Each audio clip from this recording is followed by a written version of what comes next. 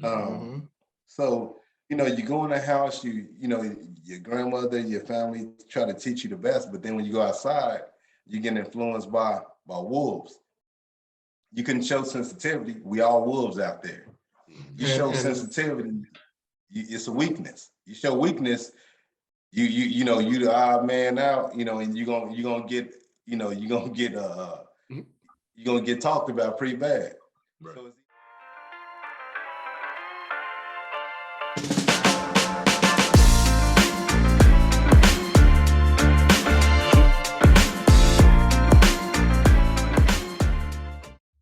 what's up, everybody? This is the Kings Can Move On podcast. You got Big Frank the Tank, aka Big Reno. What's going on in the house? Go ahead, announce yourself, Professor Ogilvy.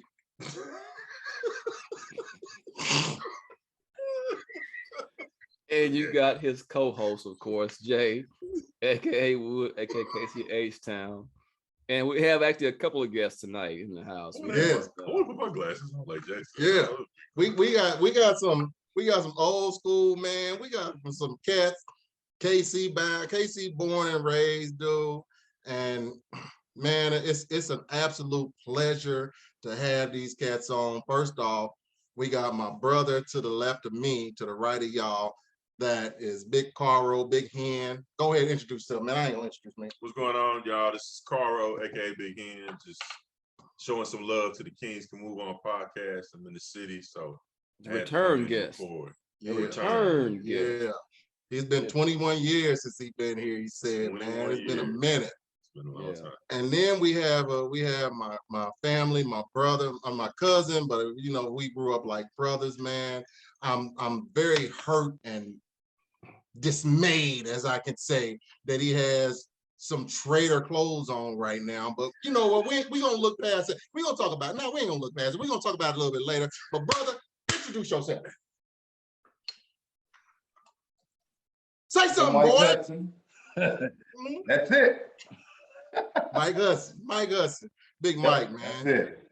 We call him Little Mike because my big cousin, rest in peace, Big Mike. He was much bigger than all of us, passed away. So we had to have a Big Mike and a Little Mike, and that's Little Mike. But man, much love. Thank you for joining our podcast. And I appreciate being invited. We just want to tell your story, but we got something that Big J's gonna introduce right now. Yeah, I mean, we're gonna get to Mike's story, of course. That's what we do. But since we have like a kind of like a panel tonight right now, for brothers, I could not pass up this opportunity to talk about something that just happened recently. That I'm sure, unless you've been under a rock, you couldn't have missed it. Right? The infamous slap on the Oscars, where Will Smith heard around the world slapped, as Chris said, the shit out of Chris Rock on national television. And as Dave Chappelle said, what did the 5 fingers say to the face?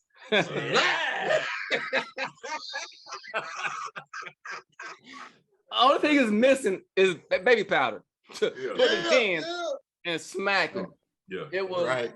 Listen, I wasn't watching it. I don't watch the Oscars, but I kept getting text messages and they showed me footage, and I was like, is that a joke? Is that like a what is this? I'm confused. Did this really happen? I mean, surely that did just happen on the Oscars.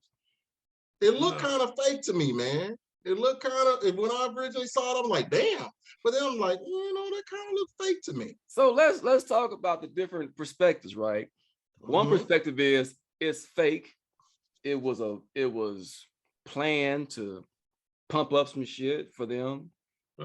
The second perspective is Chris went over the line. He talked about something that was, very sensitive to Jada and Will. It wasn't sensitive, but see, it wasn't sensitive to Will at first. He was laughing at it. You know what I'm saying? Until he saw his wife's face. Right? Yeah. She was not happy. Yeah. Right. And then the third perspective I have is it wasn't about the joke. I think it was deeper than the joke. Yeah. Because the joke in itself, I don't know if that reaction warranted the joke. But no. yeah. I mean, what say you, panel? Well, I think like you said, I agree. I think that that it wasn't about the joke. He, like you said, he laughed at the beginning of his joke. But I think it was more about just Will Smith and the problems that he's been going through in the media with the whole entanglement thing. Yeah. He's just been drugged, as a man, through the mud by his wife. And like I said, we don't know. That whole situation, I think Mike said it earlier, that whole situation, we don't really know what their relationship was like. So we can't really speak on it because we didn't know, open relationship, whatever. Yeah. Right. But we know that Will looked really bad through this whole shit. Yeah. He looked really bad through the whole thing. And so I think that was a little bit more frustration with just his image in front of people and how he would respond. But I also on the flip side, and I'm in it to let y'all jump in, if The Rock said the joke, I don't think he would have slapped the shit out of The Rock. So hell no. So I don't know if he knew who to slap or. You got to know who you sizing up. Yeah. You know what? And then the whole shit. I'm sorry, I'm spitting. Then the whole shit with him not getting kicked out. Like, where can you fight in the club and then the law see you, and then you go back partying again, and the law be like, oh, he could party now. Right. I ain't never seen that before. Right. And get an award for it. What you think, Big Mike? What you think, Mike? You know what? I think people I think because Will Smith done everything he's supposed to do, I think people look at him as a soft dude just because he doesn't, I'm tough, I'm a thug. There's so many thugs out here soft as hell, so many soft as baby dealers and rappers. Just because you got chains around your neck, just because you gangster rap stuff that you never did, and now you tough. How many drug dealers being tough and a drug dealer is not one and the same. I'm supposed to pretend I'm tough to be a drug dealer. Right. Because there's a lot of soft dudes that wasn't tough back in the days, and then when they became drug dealers and gangsters and rappers, now they tough. This dude played his part. This dude's always played his part being himself, and people ridicule him for it. Right. And I remember there was a cat in LU that guy he used to act like he was tough. I think it was a cat from St. Louis named Duck or something. And I remember one time we were all out on the lot and somebody started some stuff. Duck ran up there and like, who talking shit? Who talking shit? And whoever it was, I think it was Big Steve or something, looked at him and shit. Wow! Knocked him all the way back. He's like, oh man. He ran out, but Duck was a tough one of the toughest cats down at LU at that time. You know what I'm saying? Yeah. And that just showed me, like, selling dope ain't nothing, or acting tough ain't nothing. Yeah. So I think he just played his cards right so much and being a humble guy and the goofy dude, and I think he's been mislabeled. He's been challenged by so many people, and he's never checked them because he was kind of like above it. And being above situations and being a better man made him look like he was soft in a lot of people's eyes. Yeah. And keep on trying to do the right thing and do the right thing. And while you doing the right thing, everybody else looking at you like you a punk, like you soft. Yeah. He's been emasculated by his wife, in the red table, and I think some of his problems is from her. I'm just learning because of, you don't supposed to put everything out there, and that red table and how she spoke about how he wasn't, satisfying and stuff like that. What man, I think thing with sex, when you get with somebody, you're still learning. Yeah. You could just learn. Some people you just get in there and you can have fun with. But sometimes you get in a relationship, you learn them. You learn them. Yeah. And sometimes, It could be things that might limitate y'all, it just might not be what you want, but by her putting that stuff out there, it wasn't good. And by him letting people get away with so much for so long, that wasn't good. I think he got to a boiling point where that was the catalyst, but was that the thing that really sent them, that everything derived from? I think it was a whole bunch of other stuff that just, it was like a pressure cooker and boom, because the joke wasn't that bad, but his wife got mad because and they've been together for 20 plus years, man. That's the thing is, man, if you've been together that long, y'all, at that point, you really should know each other and know what you can and can't say about the other. And maybe because they are so famous and they live in those different worlds, you know what I'm saying? They don't really know each other. They haven't really learned each other at that point. You know what I'm saying? So because they're so big, both of them are so busy. Will's off doing movies. Jada's off. She does her movies, but she also does the mama thing. She does the Red Talk thing. And I ain't knocking either one of them. Definitely not knocking either one of them. But what I am saying is that maybe they still haven't gotten to that point to where they know each other to the point to where they say, okay, hey, baby, you ain't supposed to say this. You're not supposed to say this, and you ain't supposed to say that. There's another point. Will, were you gonna jump in? Yeah, I was just gonna say, Mike, I think he's onto something because, like you talk about the pressure cooker thing, right? We all know we let shit build and build and build, right? And what can happen, it can come out on the wrong person. Right. I think that anger was not directed at Chris Rock. Right. I think that anger was directed somewhere else, but it just so happened that he decided to blow at that moment, and he saw this man as target, mind you, a smaller man that you can go slap the shit out of. Like you said, if it was The Rock, he wouldn't have slapped the shit out of The Rock. Well, the small man that he really wanted to slap is dead, so you can't slap Tupac. So I mean, I don't know. I'm just saying. Hey, listen, but like Mike said though, the Fresh Prince has always been looked upon as like he's a corny rapper. Now I liked him personally, but me too. In the industry, the way gangster rap took over and hardcore rap took over, he was considered corny. Yeah, and you had even though he was doing what he started with, like he didn't change during that time. Like he stuck with it, and it worked. He's the DJ. He won Grammys. Rapper was a dope ass album. That was a dope ass album. They won Grammys with that, and then he propelled himself into entertainment, into acting, and kind of big star. So it worked. But then you get into, this relationship, this Hollywood relationship that you're in front of everybody all the time. And then that shit happened with the entanglement. That wasn't a good look either.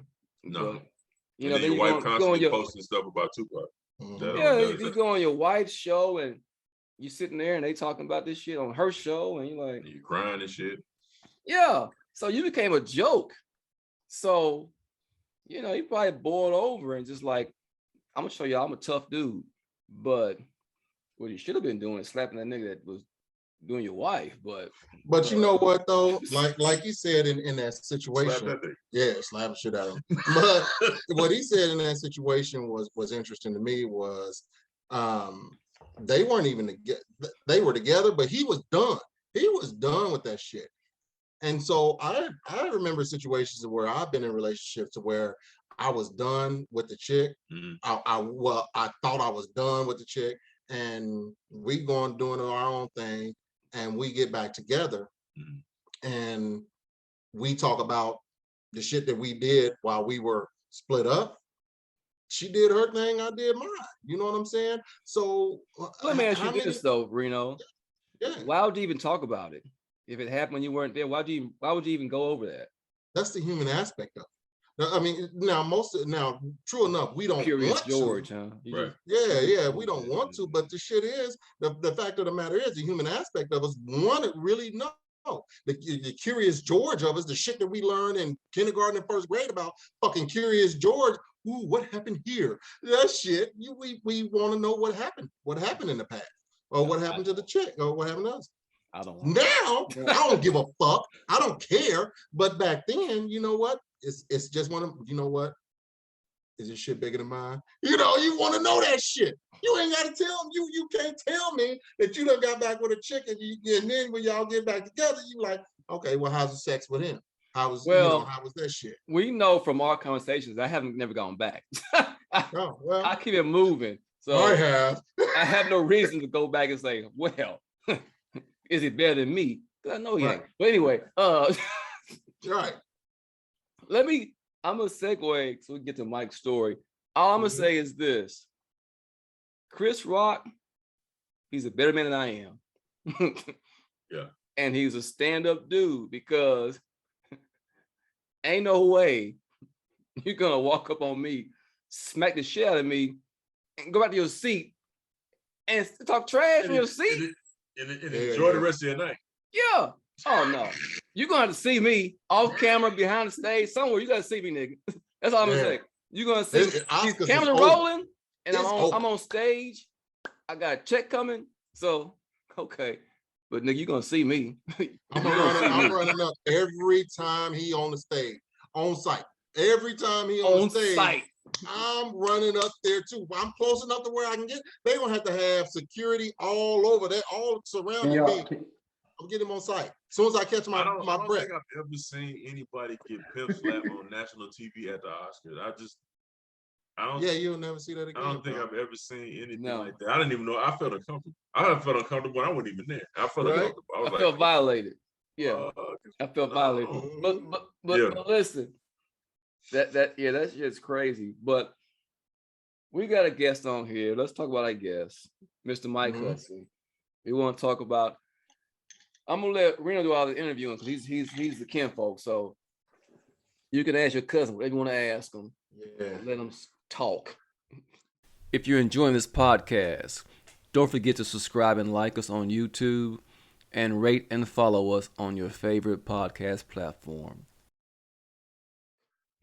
So we have a guest on here, and y'all gotta forgive us because we are human. As me and Big J, we are only human, and we had Mike on here about a month or so ago, and it was a phenomenal interview. What'd you say? Shut your mouth, sir. We had a phenomenal interview. Can you hear me? Yeah, we can hear you. We can hear you. Can you hear us? Okay. Yeah. So it keep freezing up a little bit. Okay. We had a phenomenal interview with him, man. And during that interview, there were some glitches on our end and maybe even on his end, who knows, but we just wanted to have him back on because I believe that he has a inspirational and phenomenal story that he can share. So we're gonna talk about his upbringing, we're gonna talk about where he is now and go from there, man. So Mike, you grew up, born and raised out in Kansas City, right? Yeah. Kansas City, Missouri, born and bred. So tell me a little bit about your upbringing, man. How was it? I think it was from where I come from, 55th and Olive, the inner city, pretty much the typical lifestyle. Everybody you grew up with, no father in your life, your mother working, your grandmother raising. You see whatever. I mean, you go outside, you got drug dealers, you got pimps, you got hustlers, you got gang members, you see everything. Seeing somebody get shot was nothing. Right. So just growing up seeing so much, it made me just real, it made me a lot more rougher than, in that environment make you a lot more rougher than a lot of other environments. It may make you a little bit more kind of make you kind of numb to what everybody else think or believe is, crazy. The violence I saw, it was nothing because I was desensitized. So, you go in the house, your grandmother, your family try to teach you the best, but then when you go outside, you get influenced by wolves. You can show sensitivity. We all wolves out there. You show sensitivity, it's a weakness. You show weakness, you the odd man out, and you're gonna get talked about pretty bad. Right. So it's either and your mom was a teenage mom. My auntie was a teenage mom. But at the same time, we had a loving grandmama who raised a lot of us, a lot of y'all, my cousins and whatnot, until your mom was able to do what she did, right? Yeah. Okay. So your mom, you said your grandmother raised you, your mom was doing her thing, and your dad wasn't in the picture, right? He very short amount of time, so it wasn't even enough to. I mean, man, if this is a movie, it'd be a short term. Him in the picture, he'd be like extra. Be a sitcom, huh? He'd be like an extra just walking through. It, That's about as long as he was in my life. right? So But, then, I mean, don't get me wrong, I learned things from him, but he was a terrible father, good businessman. Yeah. His priority was about making money, not being a father. My mother, she was focused on kicking it, clubbing it when I was younger and working. My grandmother, was the one raising us. And then after my grandmother passed away, then my mother started, just doing the things that, would, be more mother-like. She started, stepping up to the plate in that way. how old were you at that point, though? 12th grade. Yeah, you was 18 when our grandmama died. Yeah. I was 19. Yep, You were 18. Matter of fact, I was 18. You were 17. 17, yeah. So you was already grown, pretty much. I mean, at that point. Yeah. So there wasn't much raising to do as far as a mother. Nah. I mean, an 18-year-old. No. I mean, and the thing about it, a lot of mothers, and there's a lot of women in our family, mothers in our family, they was young mothers. A lot of them didn't really have a whole lot of idea of how to raise kids. Right. They just going with the flow. Right. And then when you hear the narrative, they just did with all they knew. Well, I think they could have did better. It's just what's important to you. Yeah. Me as a father, I knew how bad it was for me. I knew how important it was to raise my daughter different.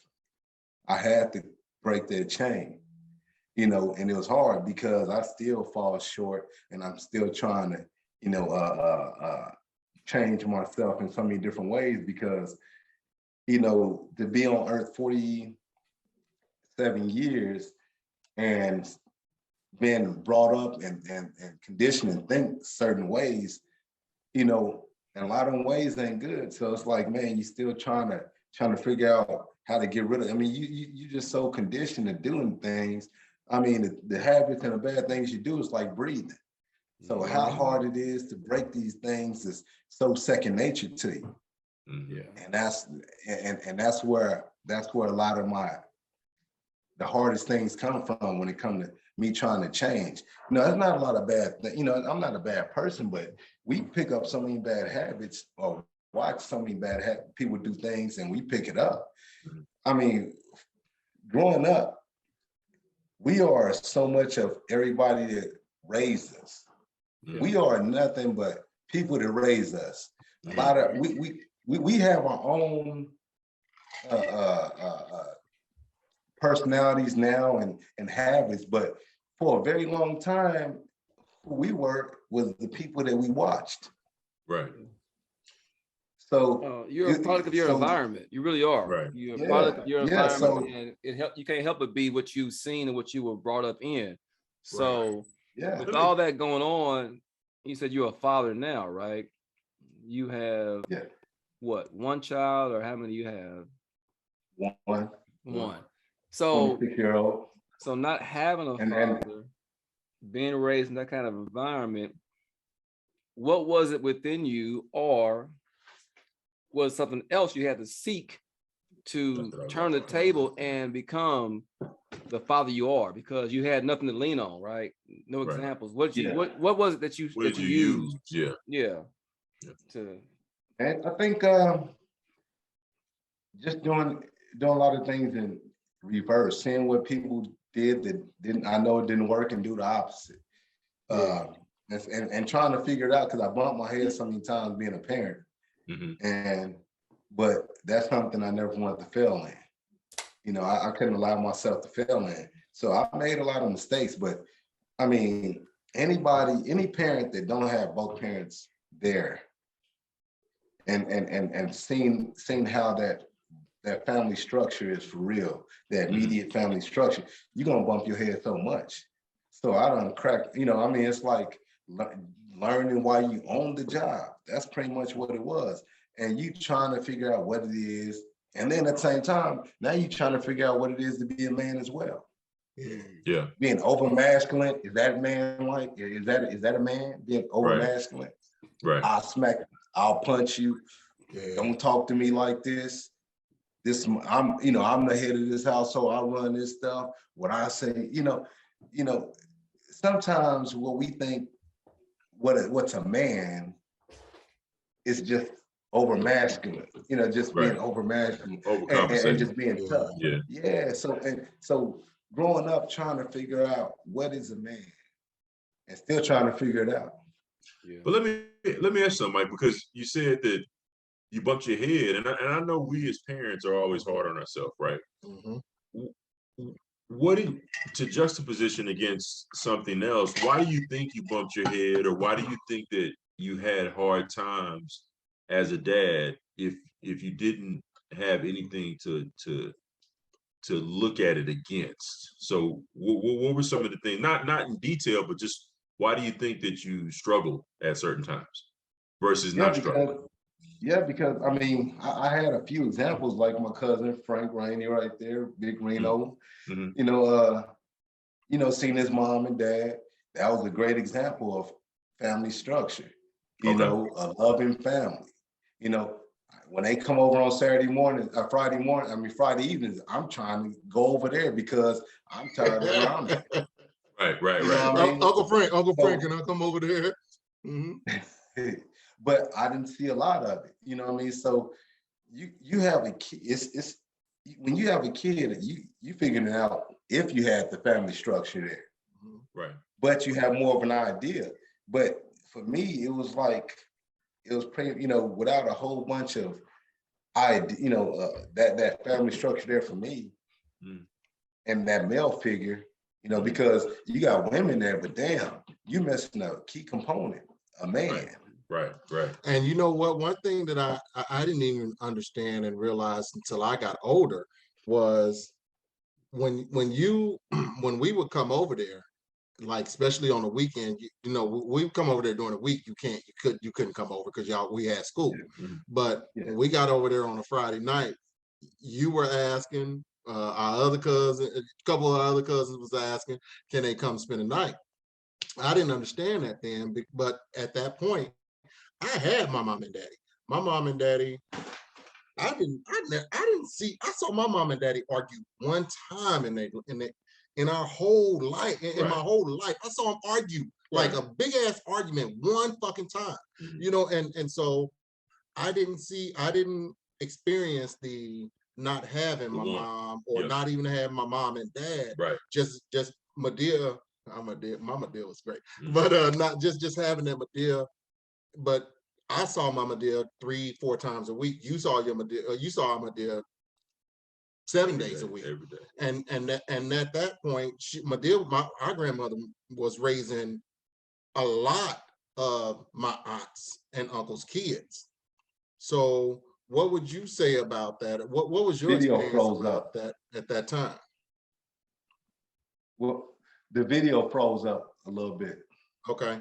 What would you say about your experience, like on the times that you were there just with you, our grandmother, and our cousins, all of our cousins that was being raised by our grandmother at that time. And then even at that time, she even had our uncle, our great uncle, that she was, you remember Uncle Johnny was there, and she was trying to take care of him, y'all, her kids, Yeah. because her kids were younger at that. I mean, she had two, Aunt Cindy and Uncle June, who was younger at that time. How did that affect you? Yeah. You know what? I don't. When you talk about, you know, that time, I was really young, so it's vague. Yeah. I mean, I remember some of the you know, I remember that's the scene, but I was so young, you know, when she had Uncle Johnny and so many other family members in the household, because, you know, I was very young, but, you know, it was how family was, you know, where we from, you know, everybody, you know, this maybe ain't got their stuff together, you know, living with mama, and there was a lot of people there, but, you know, we made it work, you know, but at the same time, you know, you got so many people in the house, you might not get as much attention as you need to grow. That one-on-one. You know, yeah, that one-on-one, because when you have so many people in the house, or a parent that's not focused enough on their child, that kid is losing. Mm-hmm. You know, who's putting that kid to the side, talking to him, teaching them and stuff like that. Right. You know, a lot of learning, comes from, you know, hearing just conversations and what they say. Get out of my conversation. Yeah. Stop, go to your room or go somewhere. Stop paying, stop just being in grown folks' business. Yeah. But the thing about it is, you putting grown folks' business in my face. Yeah. You know, they did that. You know, people do that, but the kids are not learning. I just wanted it to be different. You know what I mean? I know there's a lot of stuff that I didn't receive. There's a lot of stuff I did receive. Mm-hmm. But I think growing up without an outlet, I held on to the stuff that I didn't receive and the things that wasn't good, because I knew it was important. And never having an outlet, I held stuff in and I never could get rid of it. And I kind of blamed people and was upset with people because of them not trying to do the job they need to do. Yeah, So, you know what? We was kind of talking about holding stuff in early on. We was talking about the Will and Jada thing. So, you know, we know holding stuff in and not dealing with issues can cause issues later on, right? It can eventually make you erupt and be angry or act out on somebody else that's in your life right now. So, right. So would you say all that stuff, did it cause resentment? Did it cause anger? Do you have anger issues like that? In fact, that might. Say that one more time. I'm sorry.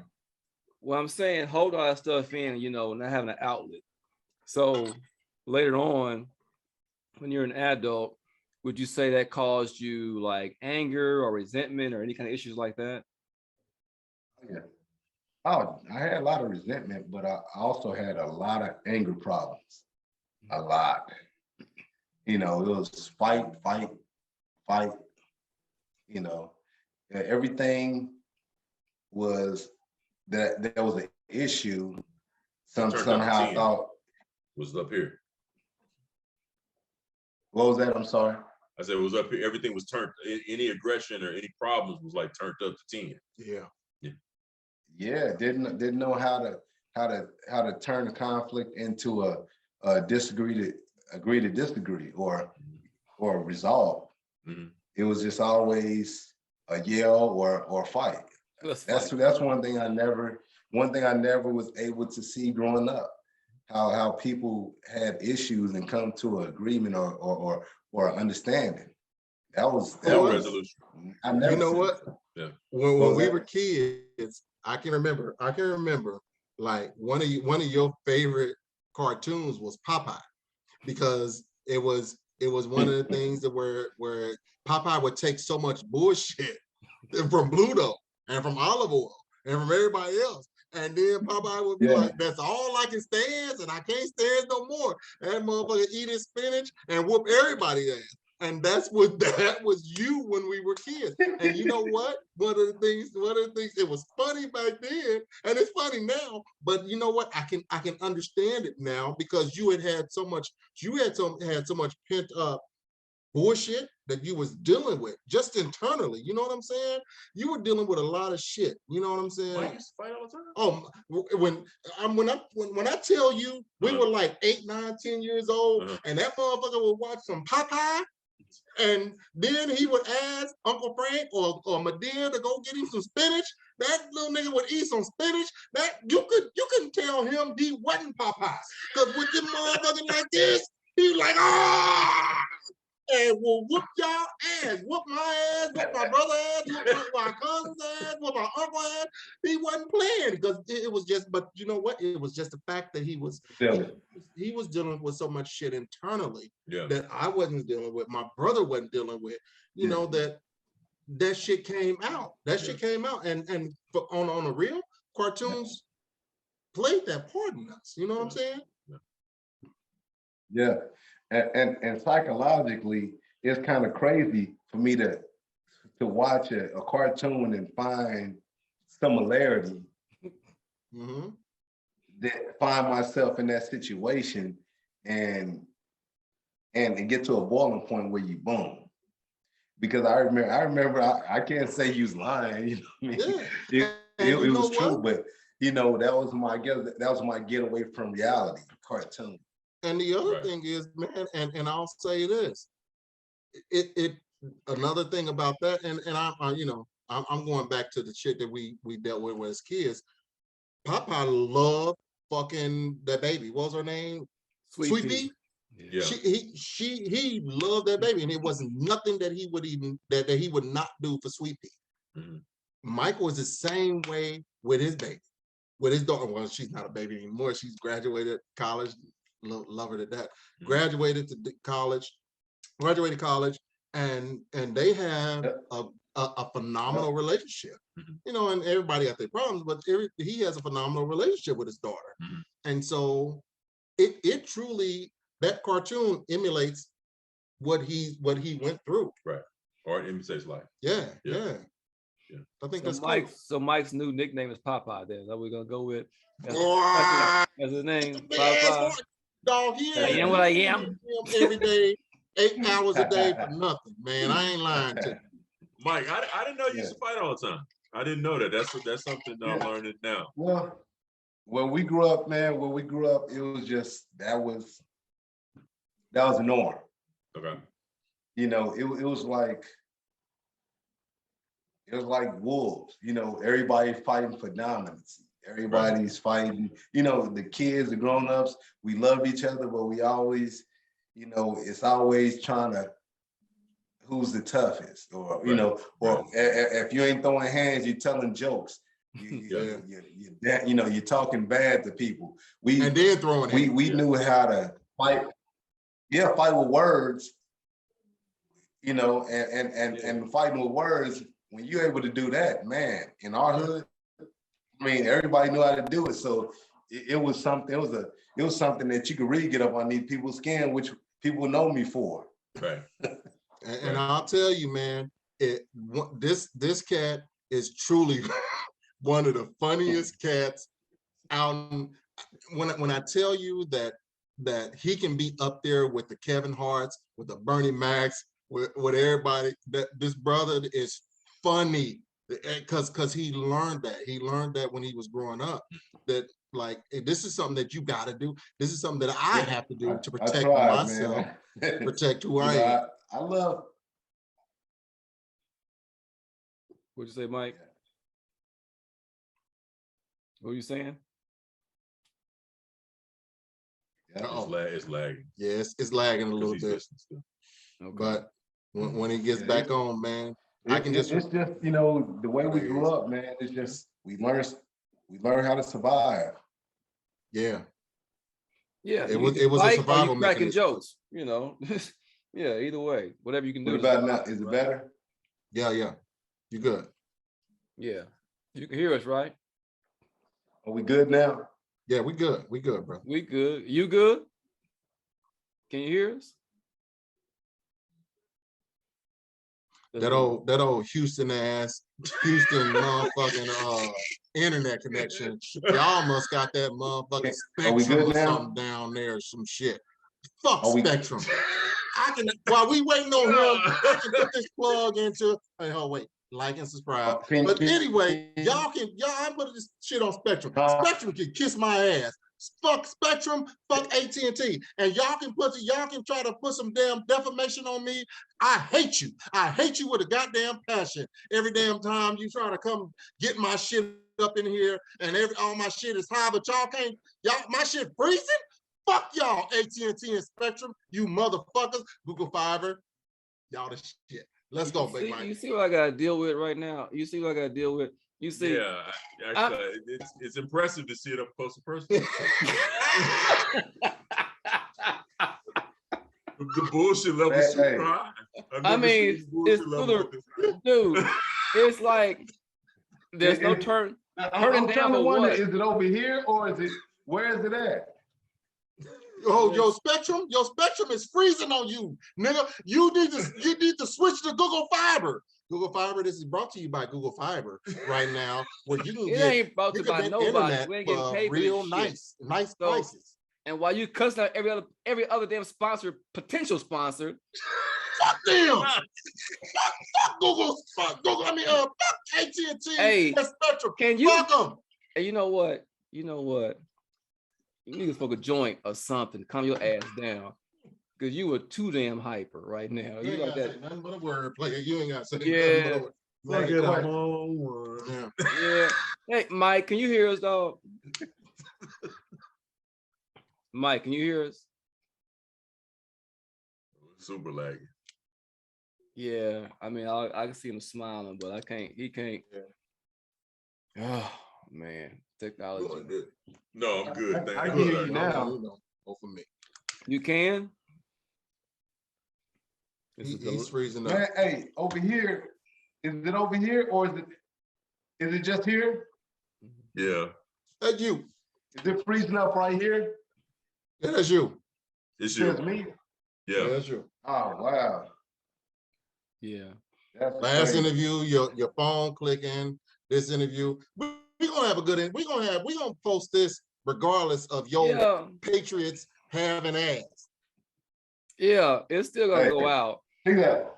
Hey, this will. Hey, next time if I get it next time, let's do a dry run.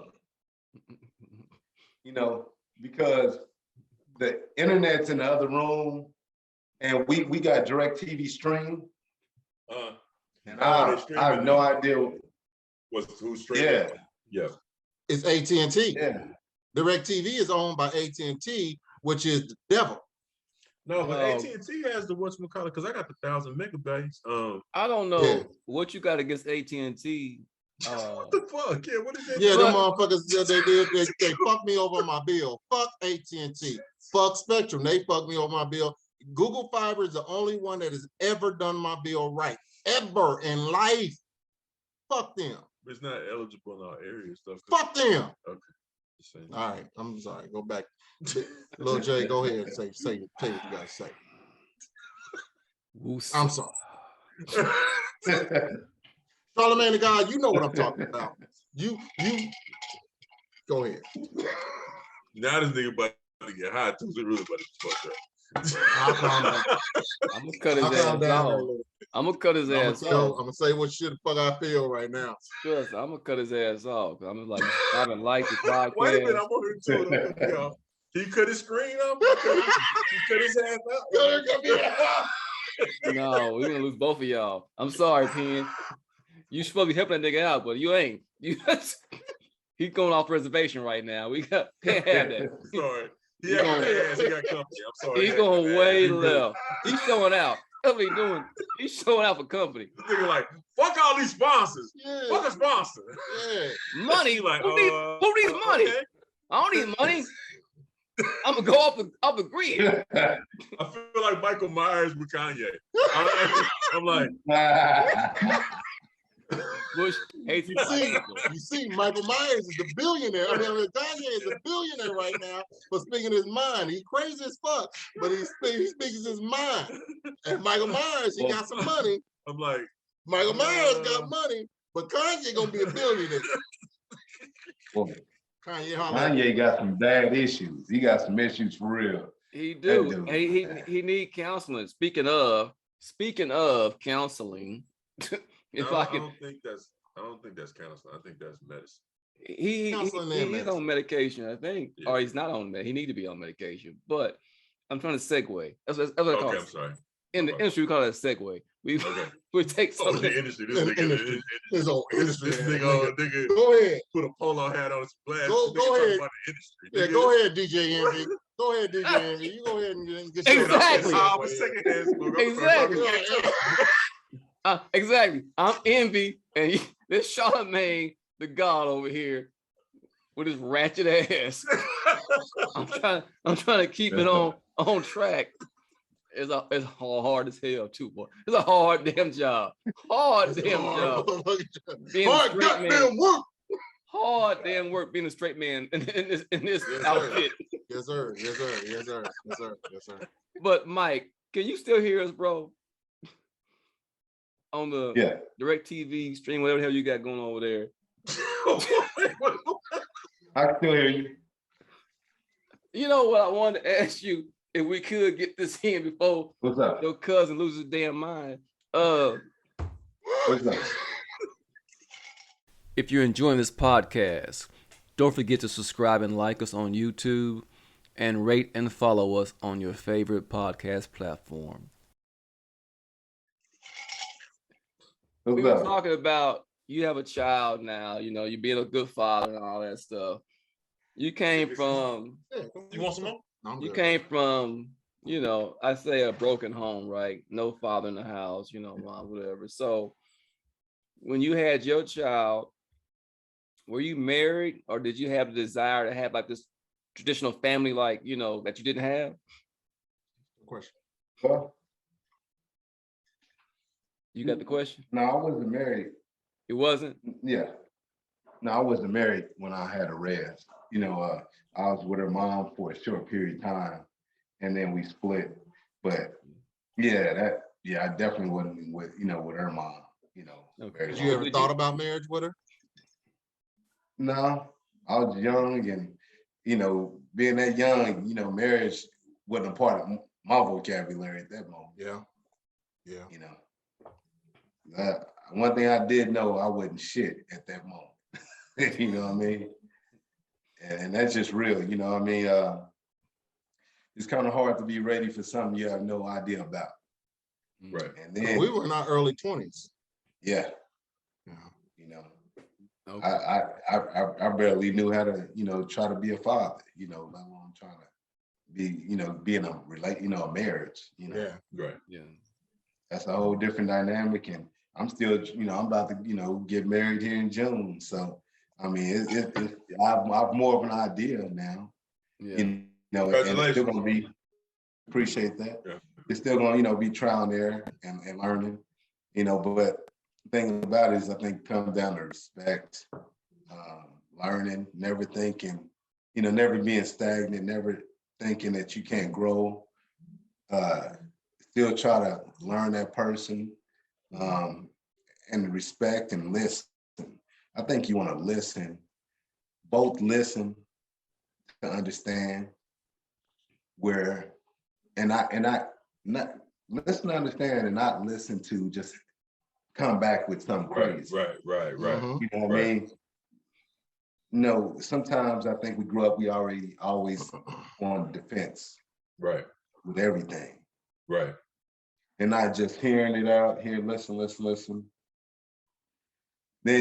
then that person's finished talking and you just thinking about what they said. You know, you still trying to take it in, and then you reply where, you know, it's just you cutting the person out because you already don't like where it's going. Yeah. Right.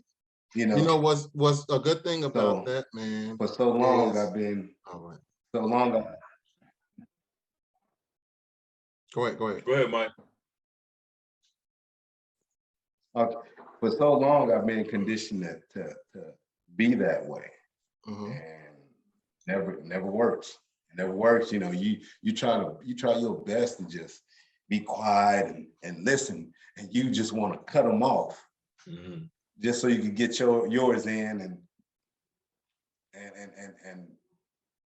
and you might come to a conclusion that they wasn't even there. You know, they wasn't even going there, but you cut them off before they even finished their thought because you're all the way left. You know, so I think getting hurt so much, you stay defensive. So how do you deal with that though? How do you get better though, Mike? How do you get better at that? Yeah, that's what I was going to ask that too. Mike, how have you come to this level of enlightenment? Counseling. Okay. Counseling. Good. Yeah. Okay. You know, it's amazing how they, you know, able to, you know, give you this information and make you just think. Yeah. And then sometimes even just talking to your significant other, you know, sometimes you can realize, and something that, you know, we both could, you know, be, you know, we both done. So it's like when you see it done, you know, okay, I've done it before, but then when I hear the other person done, I'm like, wow, you know, you don't feel too good, but then you talk about it. But it's like, man, one of the hardest things sometimes, I think, and things a lot better, but it's just sometimes, man, I mean, even trying to come to a conclusion where you all have agree to disagree, because sometimes I had to learn agree to disagree, because somehow in my mind back in the days, well, in my mind, not even that doesn't go back that far, it's like we have to agree. Right. Yeah. We can't disagree. We gonna have to come, you know, and it's like everything is not gonna be that. Right. Come to some resolution. Right. Or Yeah, you always you have don't to have win. to. Yeah. That's another you don't one have too. to agree, but we just, I guess, still respect each other, you know, because no matter how much you break it down, sometimes I thought, if I keep breaking it down, you're gonna eventually get me. Well, Hen, how do you deal with that? Because you've been married for a minute. So how do you break it down in your relationships where your wife has a certain perspective about something, you have a certain perspective about something? What do y'all do to come up to that mutual agreement? I think one of the big things, and I've talked to y'all about this before, is I think learning over time that winning at all costs. I learned in my first marriage that's not something that is productive, right? You always like, you wrong, I'm right. I don't know what you're talking about, you wrong, right? Right. Sometimes you have to be in a relationship with somebody, you have to be able to compromise or even give in. And I think a lot of times we talk about pride, we talk about the whole Will Smith thing. Sometimes men have a hard time of just giving in. But you know what though? The reason we have a hard time, in my opinion, in my relationship, the reason why we have such a hard time in giving in was because we lose so fucking much. You know what I'm saying? Right. We have to give up so much as being a man to where we saying, you know what? You know, okay, whatever. Right. You know what I'm saying? Right. Honestly, let's be. Well, hold on. Facts. Here we go. I just because I think that you give up. No. But hold on. Like, my life is so much better because of my wife. And you have to be able to kind of sit back and look at that, right? You have to have a bigger perspective, right? My credit been better than ever. Yeah. I've accumulated, you know, a lot more than I've ever had in my whole life. And at this point, I'm like, damn, maybe you just need to listen a little bit. Shit. You know what I'm saying? You're saying that to yourself? Yeah, to myself. Okay. Just listen a little bit, motherfucker. Cause you was with your parents, you had that old little bitty ass Civic. You know what I'm saying? You was following the rap career that wasn't going nowhere. You was doing a whole bunch of dumb shit, folks. Yeah. So now, you know, I own my own home. I'm doing better. I can take care of everything. You know what I'm saying? So it's like, but that's by listening to my wife. Okay. I mean, that's what I said. So I'm just being honest. I'm in a better place than I could be in because of her. Because of her. That's what's up. And so you just submit a little bit, and shit, watch what happens. You know what I'm saying? And so and let go. Then let go. Yeah. Let go, let God, and let Lily. Let go, let God, and let Lily, my wife, handle this shit. So Michael, with that being said, you are about to get married in the next couple months, man. And you know what? Yes. Your wife, dog. I mean, your fiance, dog. I respect. I can't say enough good things about it. And I don't even know her. I don't even know her on a personal level like y'all do. And right. I can't, because y'all moved from Kansas City to Houston.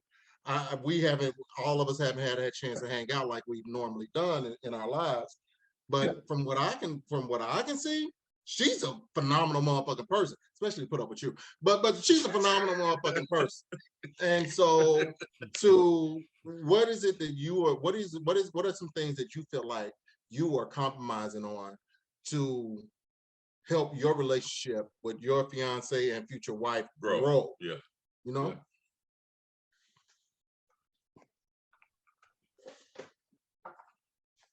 While he's trying to hear all that, let me jump in. One thing you might want. What am I compromising moment right now? Yeah, that's what he asked you about. 1, 2, damn, that's a super lag. 3. Yeah. Are you there, alien? 6, 7, 8, 9, 10. That's almost a 10-second lag, my dude. Yeah. What I will jump in while we're waiting on him to catch up. One thing you might want to compromise on is keeping your crazy ass away from his wife. That's what you might want to do. Keep his crazy ass cousin out the picture. Because your ass come wreck shit. Boy, I tell you what. Your ass is like Wreck-It Ralph and motherfucker. Bam, bam, bam. Let me wreck it. Man, I'm the Gandhi. I'm the Gandhi of my motherfucking time. And the only difference between me and Gandhi is Gandhi didn't motherfucking cuss. Nigga, I cuss. No. Let me ask you. Yeah. So, do you think you feel like that way because do I sound crazy? Would do you sound crazy? Yeah, do I sound crazy? Next to him? Are you crazy? Are you really? I sound like a was that rhetorical? I sound sane in the motherfucking. You sound like MLK next to that crazy rat bastard.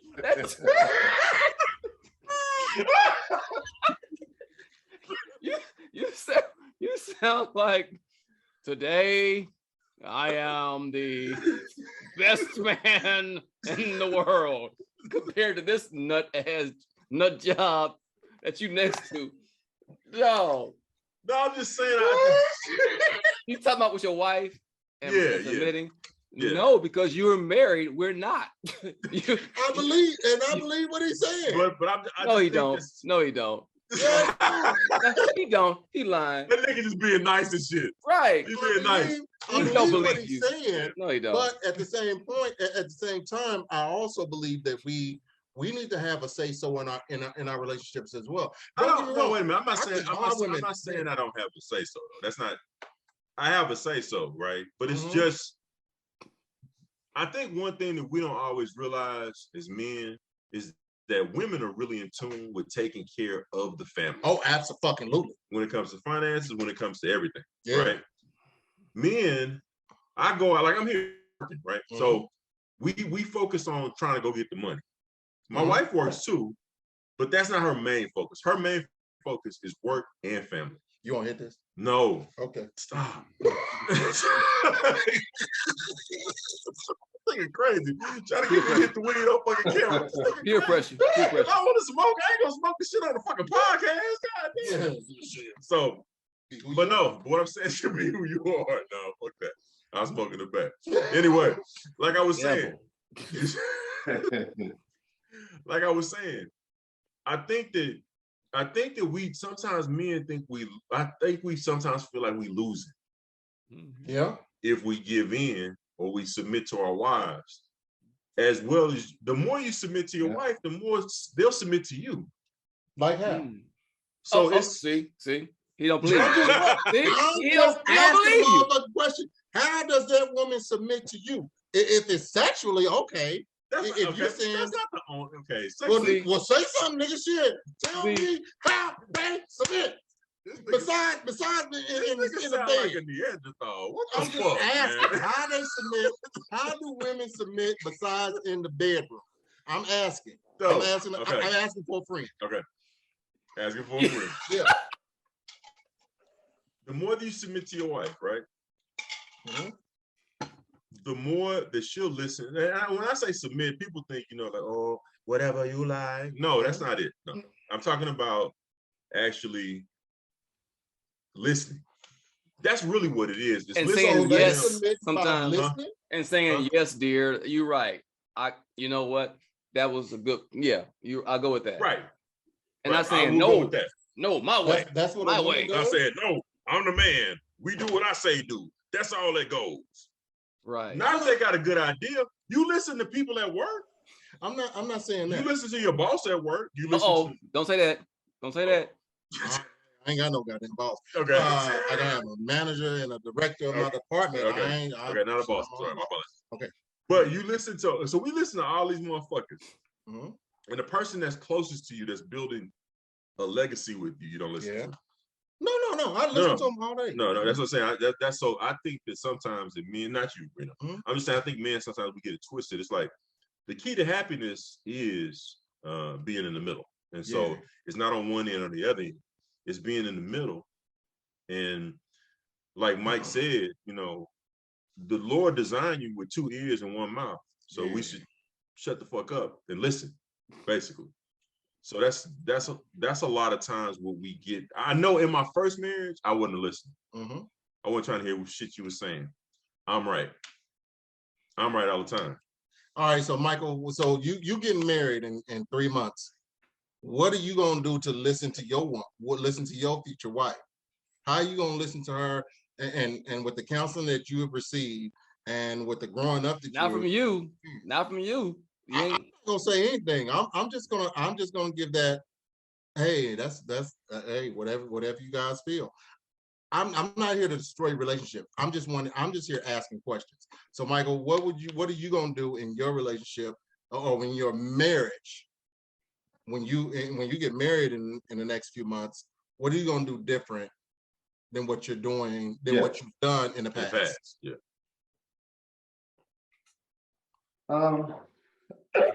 Definitely just put my all into it. Are you able to hear me? Yeah, go ahead, brother. Okay. Definitely put my all into it. This right here is totally different because the one before was something like, it's so many times, so many red flags in that where I should have just bailed out. So it's like, it should be, you should get one fuck up marriage and you could just erase that out. A mulligan, as they say. A do-over. Yes. Boy, erase all of that. I want a do-over. But I still learn. But this right here, I approach it a little bit more, lot more understanding, patience,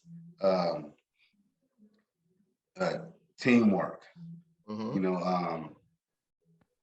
Listening to what she says and make sure I understand, so I could.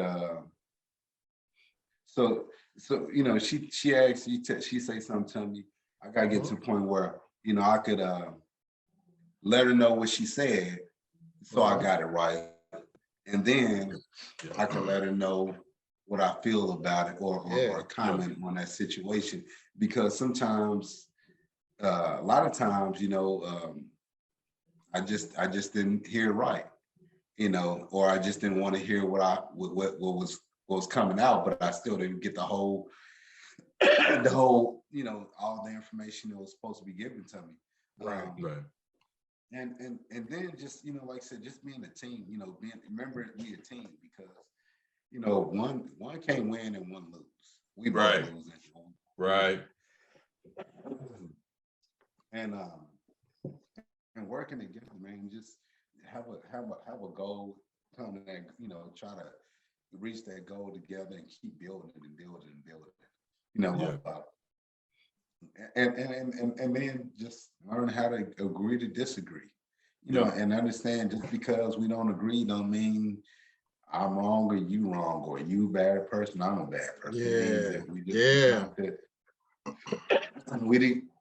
It just means that we didn't come to, agreement, but it doesn't stop us from moving forward. Do you feel like in the past? Well, Mike, I think you're on the right track. I think you are. Yeah. You're on the right track. I think through counseling, through previous relationships that didn't work out, you've learned, you matured, and I think you move in the right direction. Yeah, Mike, you sound like you're ready to have a very successful marriage and lasting marriage, because that's the mindset that you have to have going in, which is a lot different than the immature mindset that we had when we were younger. Yeah, it make a big difference, And especially when you really want something, you really want it and want it and want it. You know who you got, man. It's like nothing greater than being with somebody that you winning with. And you know what, son? She looks at me like I'm the finest thing on earth. I know I ain't, but you can't tell her I'm not. Yeah, because I am. But you know what? One thing you said though, man, that's what you said. You said there's one thing, dog. I'm about to write that down, and I'm probably gonna post that shit. You said there's one thing that's nothing better than being with somebody that you're winning with, dude. And that's one thing. I think about 5, 6, 7 years ago, I had sent your wife a message, and I said to her, you know what? I am so glad that Caro is with you. I'm so glad that because he's been through some bullshit, and from what I'm looking at, and I've never even met your wife. I ain't met your wife yet, and I can't wait to meet her. But when I see how happy he is compared to how the relationships that he was in the past, and how unhappy he was, there's nothing like that damn strong ass bond. Everybody looks for that. Everybody looks for that person or people that will bring them that ultimate happiness. And not saying that y'all don't have any problems in y'all relationship, because every relationship is going to deal with it. But man, when I see y'all in a picture on Facebook, when I see that shit, it warms my fucking heart. And when I got Michael, when I got your save the date, I don't know if you can see my refrigerator behind me, but I still got it up on my refrigerator. I look at that. I still look at that. You sent that to me 4 months ago or something like that. I still look at that, and it warms my heart, because I see that there's a chance for love. Love conquers every fucking thing in this world. Love conquers everything. And man, I'm so proud of you, man. No matter what you've been through, you are striving right now. You know what I'm saying? But you know what? And that was great what you just said. But I just noticed something though. I just noticed something. You commended Caro and Big Hen on his relationship and marriage. You commended Mike on his, upcoming nuptials. Yeah. And my name didn't come up at all. Because nigga, you divorced, and nigga, I'm divorced. We looking toward these things right here. We trying to be where they at. What am I? Miss me? You know, I'll tell you this, Wood. I commend you on your golf game. You have a great golf game. And we just lost our last guest. So with that said, we're up against it. Mike is trying to rejoin, but we're gonna wrap this up. Yeah. Look, he's back. Hey, Yeah. Mike. Yeah. I want to truly thank you for joining the podcast. I know it was a little unorthodox tonight. It was a little bit some of everything. My bad, boo. But I fucked it up. I should have sat on the side. No, We had a good time. We had your story. We appreciate you joining us. And your cousin, you know your cousin. You already know your cousin. Yeah, I know him. Hey, I appreciate you guys getting me on there. I apologize for this right here. Hopefully next time you guys get me on, we could do a dry run the day before, so we can work out the kinks, because this house big. This is a big house, man. It's gonna release this. Hey, Reno, this is a big house. I got to ride a bike, get to the other side. Oh, that's a weird flex. That's a weird flex. Hey, that was like a little. Wasn't that like a subtle flex? Like a subtle like. Hey, I play frisbee in the house. Oh, this nigga capping now. Yeah. Hey, you know no cap. Yeah, it's a good thing. It's a good thing that his wife makes teacher wife makes all the money up in there. So yeah, it's a good thing, man. But I'll end it. Yeah, we lost him again, man. No, he here, but wrap it up, Reno. Wrap it up with your closing words. So I'll say this, guys. This has been a phenomenal podcast right now. Yeah. I have enjoyed every single minute of this podcast, because I've had the people on here that I am honored to call my brothers. I don't call my cousin Michael my cousin anymore. He's my brother. I don't call Caro my best friend. He's my brother. I don't call Jason my best friend. He's my brother. I've known these cats. I've known Caro and Jason for 30 plus years. Yeah. I've known Michael my whole life. And his whole life, actually. So, but those relationships that you build, you want to continue to grow those, and you want to continue to grow with those. Yeah. So I don't want to. It would hurt my heart to say that I lost my brother, or my brother when we were when we were in our 20s. Right. And that's the thing, man. These relationships, we all grew up with our little shit that we did. Right. We grew up with some bullshit that we had. Right. But the one thing is, we walked away from that, and we are still here today, in our 40s. Right. You know, I'm only 32, but the shit that we did when we were old, when we were younger, If you like this podcast, don't forget to subscribe and like us on YouTube.